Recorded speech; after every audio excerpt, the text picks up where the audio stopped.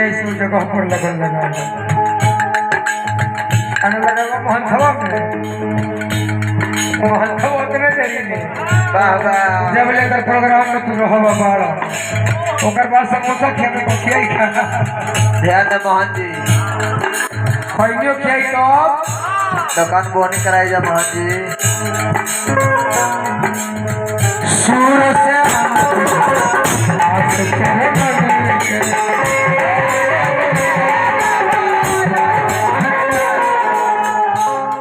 हे दीवाना रौरे हमने के भजन करी ले रौरे सेवक बानी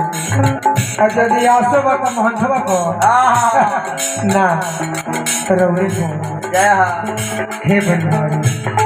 संदीप उहे प्रयास करे के बाद हां ये सब के आस पूरा भेल तो